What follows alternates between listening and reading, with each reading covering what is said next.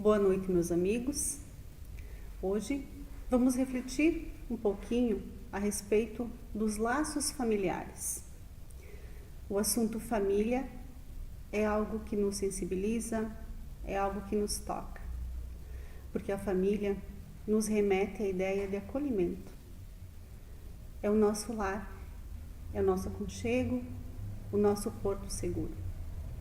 O nosso primeiro educandário e o mais importante de todos eles. Mas a família também pode ser sede de tristezas, de conflitos, e por todas essas razões, esse assunto nos mexe tanto e precisamos conversar sobre ele. Emmanuel, mentor espiritual de Chico Xavier, nos dizia: de todos os institutos sociais existentes na Terra, a família é o mais importante, do ponto de vista dos alicerces morais que regem a vida. Vejam a importância que o núcleo familiar tem no desenvolvimento moral de cada criatura. A doutrina espírita nos ensina que famílias são grupos numerosos de espíritos que se reúnem muitas vezes, em muitas vidas, no mesmo lar.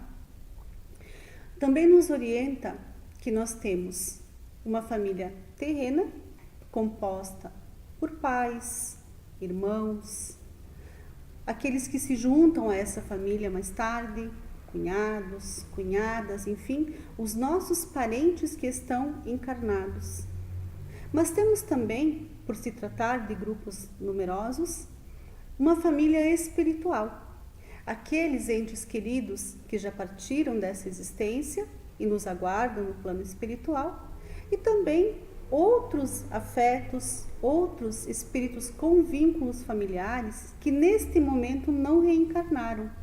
Pais, irmãos, mães, enfim, que estão no plano espiritual, que torcem pelo nosso sucesso aqui na Terra e que em muitas ocasiões, especialmente nos nossos momentos mais difíceis, vêm até nós para nos amparar, para nos intuir, para nos socorrer.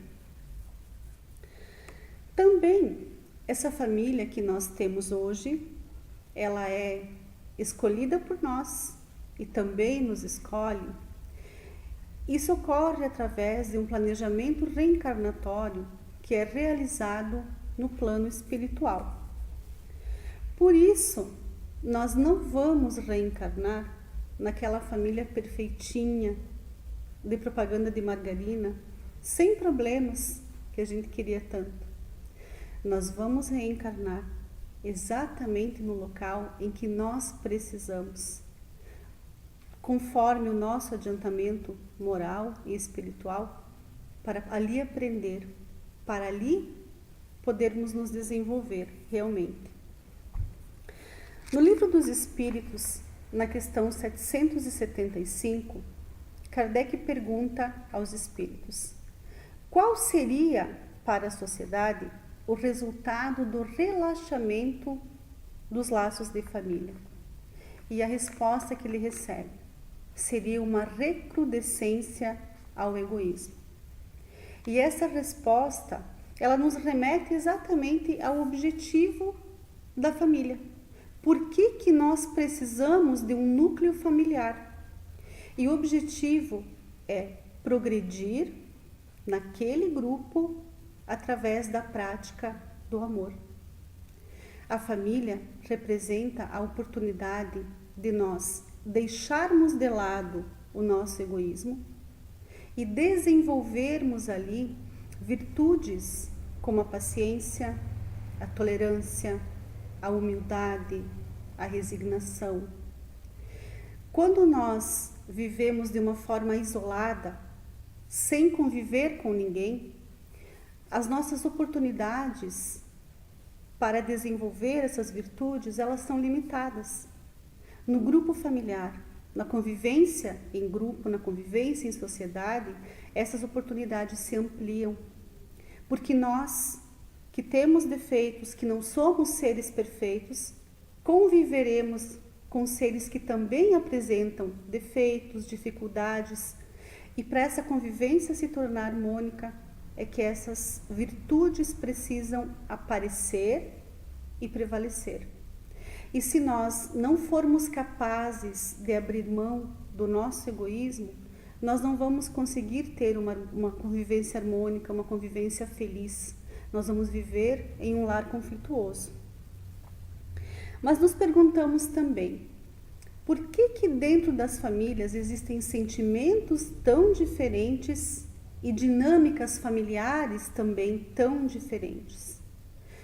Da mesma forma como existem famílias que têm uma convivência tranquila, harmônica, amorosa, onde as pessoas se entendem e se respeitam, existem outros grupos familiares onde a convivência é difícil, é dura, onde a vida é marcada por problemas mais graves, por conflitos mais sérios. E mesmo dentro de um único grupo familiar, os sentimentos nem sempre são iguais. Convivendo, coabitando no mesmo espaço, encontramos ali pessoas que nutrem uma pela outra um amor genuíno, verdadeiro, generoso. Por outras, uma certa apatia e por alguns, uma verdadeira dificuldade, uma intolerância difícil de entender. O Espiritismo vem exatamente para nos esclarecer essas questões e nos lembra que nos grupos familiares nós encontramos espíritos com diversos níveis evolutivos. Então nós vamos ter ali nesses grupos espíritos que já viveram muitas vezes, que aprenderam muito, que evoluíram muito, e também espíritos que não evoluíram tanto assim, que têm uma trajetória marcada por maiores dificuldades, e eles estão juntos exatamente para, de mãos dadas, progredirem, para auxiliarem-se mutuamente. É por isso que em algumas circunstâncias a gente observa grupos familiares onde a gente percebe lá uma família totalmente desregrada, uma família de pessoas com bastante dificuldade, mas lá no meio tem alguém centrado, uma pessoa de bem, e a gente se pergunta, como pode numa família dessa sair alguém tão bom? A espiritualidade nos explica que essas pessoas são colocadas ali naquele grupo para ensinar. Nem sempre elas não têm exatamente laços familiares, mas a espiritualidade permite que esses espíritos venham para esse grupo familiar para ensinar. E do mesmo modo, por vezes famílias que são organizadas, centradas, onde normalmente a convivência é tranquila, mas lá no meio tem um serzinho que é totalmente diferente, a famosa ovelha negra. E a gente se pergunta, como é que nesta família tão organizada, uma família tão boa, né, tem alguém assim, tão perdido? A espiritualidade permite que pessoas assim estejam ali para aprender. E assim, mesmo em diferentes níveis evolutivos, com dinâmicas diferentes, esses espíritos vão caminhando de mãos dadas e conquistando dia a dia na convivência do lar um passinho a mais na sua escala evolutiva. Outra questão importante é que, assim como esses espíritos do grupo familiar não têm o mesmo nível de evolução, eles também não têm exatamente os mesmos laços afetivos unindo um ao outro.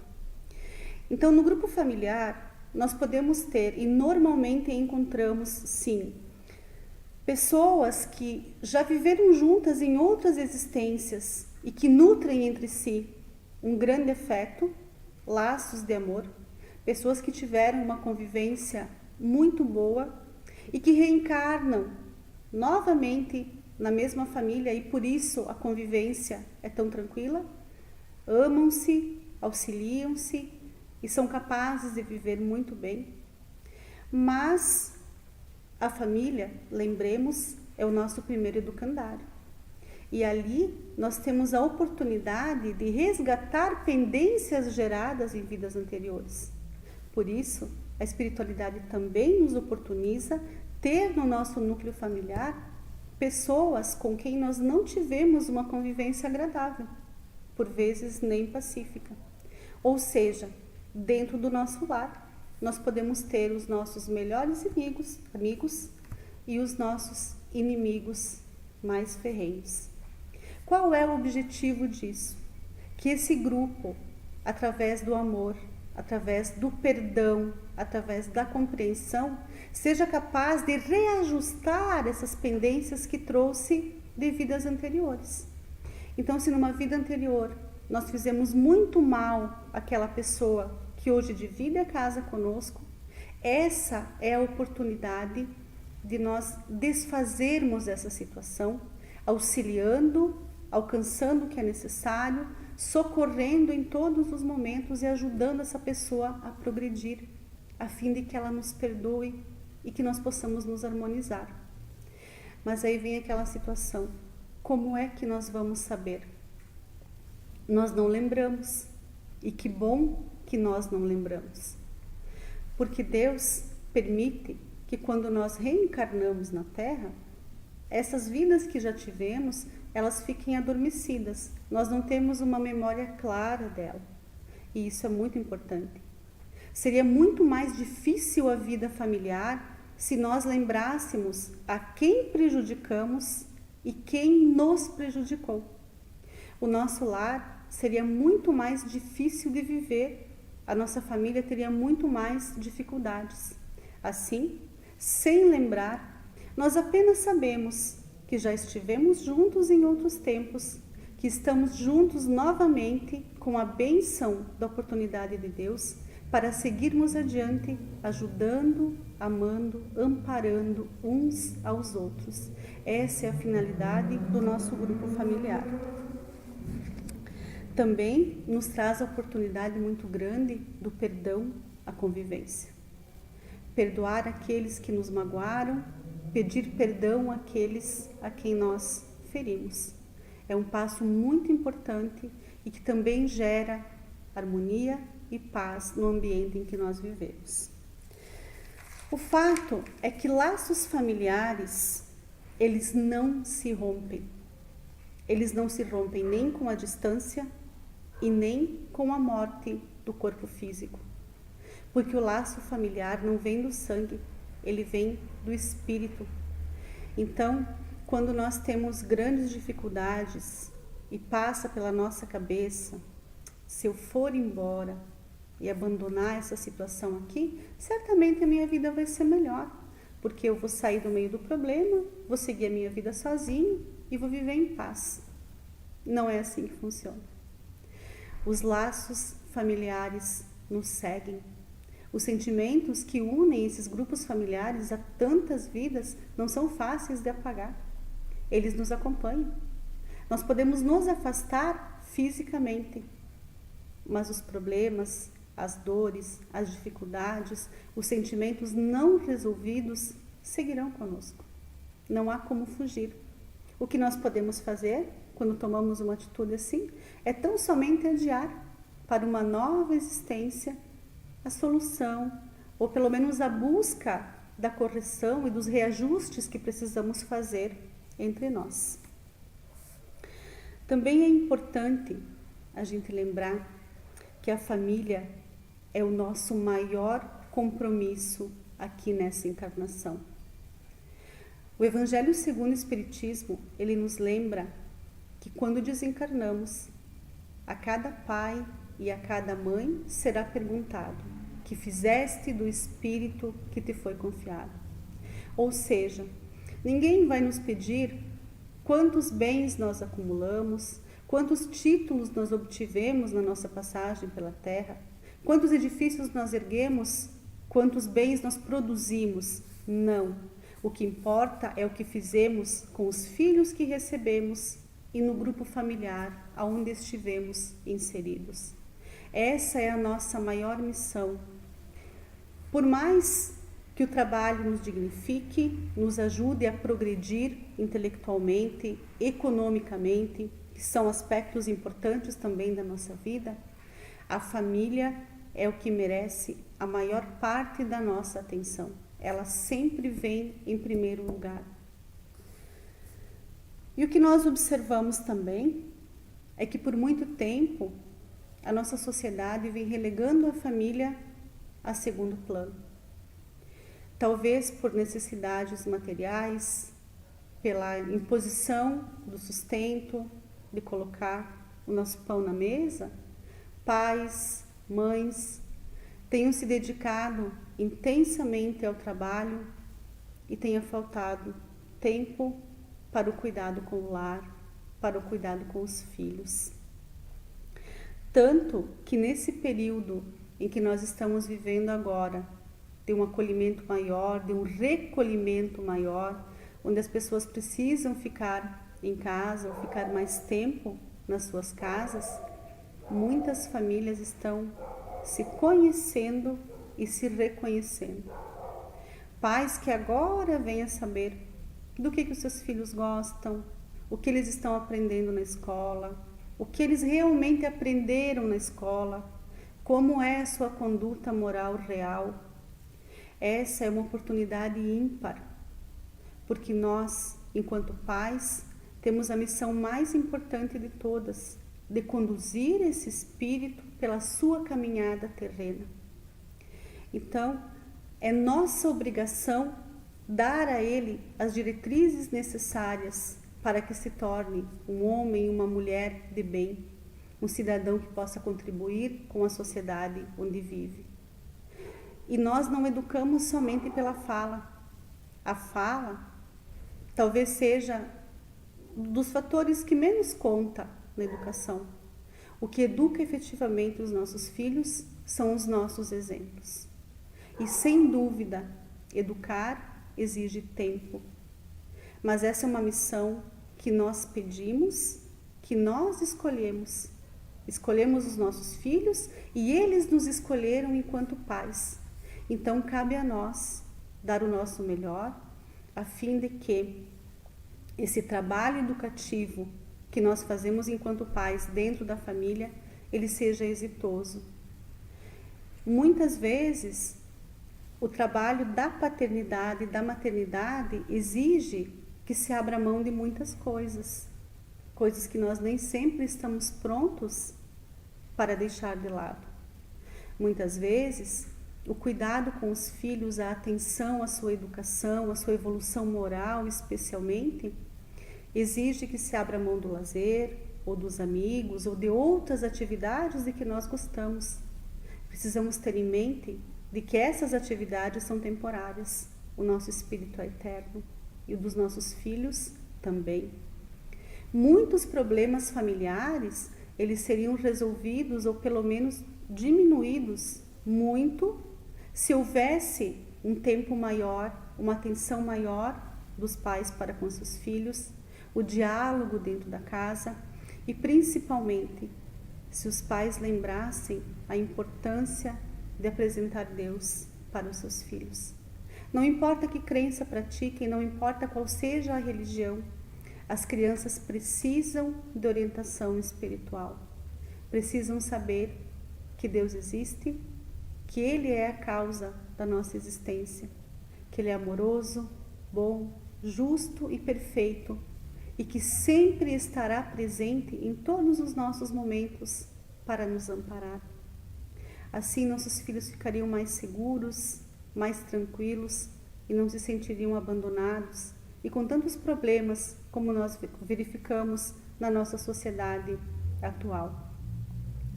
A presença dos pais na vida dos filhos é absolutamente marcante. Também, dentro da família, é preciso que se trabalhe o cuidado inverso. O papel, a obrigação, o cuidado que os filhos precisam ter para com os pais quando esses alcançam uma maior idade, quando esses já não são capazes de fazer por si. É preciso que lembremos que ensinamos pelos exemplos. Então, a forma como os nossos filhos observam que nós tratamos os nossos pais, possivelmente será a forma como eles nos tratarão. É preciso que observemos se é dessa forma que gostaríamos de ser tratados na nossa velhice. Uma coisa também bastante importante é que busquemos sempre a harmonia no lar. Seria quase utópico dizer que nós podemos, dentro de um grupo familiar, viver em paz, que seria possível não haver conflitos. Quando a gente fala grupo de espíritos, a ideia do conflito já surge. Por quê? Se nós temos conflitos conosco, muitas vezes, sendo uma pessoa só, um espírito só, naturalmente que num grupo maior, essa possibilidade também aumenta. Mas a busca pela harmonia, ela não deve deixar de existir. Isso implica muitas vezes calar para ouvir o outro. Isso também é uma forma de praticar a caridade. Colocar-se no lugar do outro. Usar da empatia para entender as atitudes que os demais têm. E algo que nos ajuda muito quando nos colocamos na posição de devedores. Talvez naquele núcleo familiar alguém tenha me feito muito mal, talvez eu tenha feito muito mal para alguém. É preferível que nos coloquemos na posição daquele que deve. Nesse caso, sabemos que temos um compromisso, sabemos que precisamos reajustar-nos com aqueles com quem vivemos e vamos buscar fazê-lo da melhor forma. Um lar desarmônico gera problemas muito sérios, tanto do ponto de vista emocional quanto do ponto de vista espiritual. A desarmonia, o conflito, os gritos dentro da nossa casa, eles nos trazem problemas maiores do que nós podemos imaginar e devem ser evitados sempre que possível. Nem sempre nós conseguimos amar os nossos familiares. E essa é uma angústia que algumas pessoas trazem consigo e se sentem culpadas porque não conseguem amar aqueles com quem convivem. Vamos lembrar que quando nós reencarnamos, trazemos conosco histórias de muitas vidas. Nós não somos um, nós somos muitos. Nós somos a somatória de tudo aquilo que já vivemos. É natural que haja dentro do nosso lar alguém com um desafeto grave, alguém com quem nós tenhamos tido uma relação de ódio, e muitas vezes esse ódio, ele permanece guardado lá nas nossas memórias de vidas passadas. Ele não está consciente, mas está presente. Então, mesmo que nós tenhamos dificuldade em amar, que não nos sintamos capazes de amar aquela pessoa com quem nós convivemos, busquemos a harmonia. Porque se hoje nós iniciamos um relacionamento que partiu de uma história de ódio, mas nós conseguimos não odiar, nós conseguimos não detestar, nós conseguimos conviver, ainda que não amar, Deus é justo e certo, Ele certamente nos dará uma nova oportunidade. Então, numa nova existência, quando nós reencontrarmos esse desafeto tão antigo, ele não será mais um desafeto. Nós já não teremos uma relação que iniciou com base no ódio. Nós teremos simplesmente uma relação que iniciou de duas pessoas que conviveram. E aí é possível amar. Aí é possível o passo evolutivo. Então não podemos desistir da convivência pacífica, da convivência saudável, da convivência harmônica. Poderíamos falar por muitas horas sobre a família, por ser algo tão marcante e importante nas nossas vidas. Mas o nosso tempo é curto e é importante termos sempre em mente que a nossa família é a nossa base. A nossa família é a nossa história, é o nosso compromisso de amor, de aprendizado, é a nossa primeira obrigação. E aquelas pessoas com quem nós estamos convivendo, por mais difíceis que sejam, por mais problemáticas que sejam, são aquelas com quem temos laços tão antigos e tão importantes que mereceram ser revividos, que mereceram uma nova oportunidade. Por isso, devemos agradecer.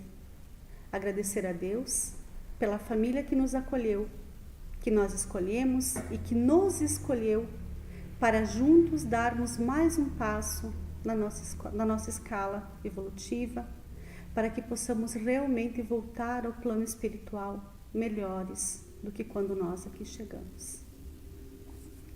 Vamos então elevar os nossos pensamentos a Deus, a Jesus, aos nossos mentores e vamos pedir especialmente que abençoe a todas as famílias terrenas, as famílias espirituais, as famílias que são compostas das mais diferentes formas. Que Deus abençoe cada uma delas, que cada um dos seus membros possa ter no seu coração renovada a vontade de encontrar a paz no lar, de encontrar a harmonia, de encontrar o amor por cada um. Que Deus abençoe o nosso planeta Terra, que abençoe a cada um dos seus filhos e que derrame o seu amor fecundo e infinito sobre aqueles que sofrem, curando dores do corpo, da mente e do espírito, abençoando o nosso lar, abençoando os nossos lares e deixando os nossos corações repletos de paz. Que assim seja.